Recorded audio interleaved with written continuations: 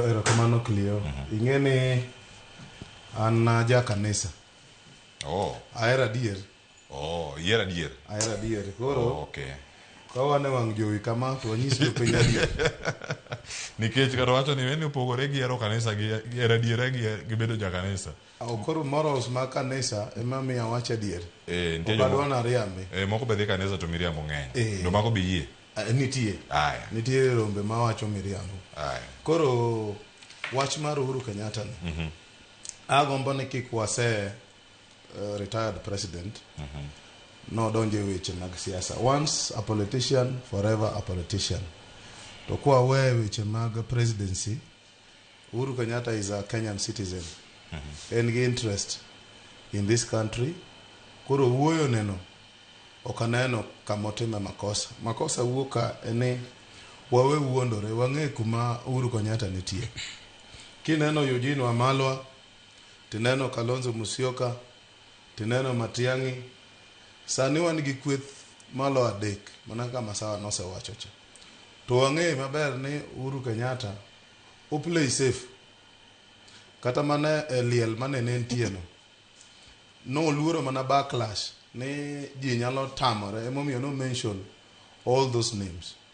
To kwang'iyo wang'e ni Justin Muturi no oselieko wachno ni gin presidential candidate margi en Uhuru Kenyatta. En Kalonzo Musyoka. Mamano, that is the stand. Koro embe en gi nyathine moro miluongo ni Matiang'i. Jubilee chal ka gima tho to ker Uhuru Kenyatta dwano oduoge. Koro gima wang'eyo ni Uhuru Kenyatta kik wuondwa ni en non partisan. To pod en e party ne pod nitie. En gi Matiang'i gidwa support Kalonzo. Koro kama wapenjore niya ni to be is it right ni former president bende obed gi duol e weche mag siasa madhi mbele. An to da gombo ni mondo kaw low profile nikech wiwa pok owil. Nyocha ka Uhuru Kenyatta 2022 ok bor. Pod wan gi those historical injustices. Owe interfere gi the current state mar politics ma wan godo. Koro momiyo ka kero duoke nyaka obed fair to each other. Ka kero duoke no bed a statesman. Kero ok tame ni kiko owach weche mag siasa. To let him be a statesman.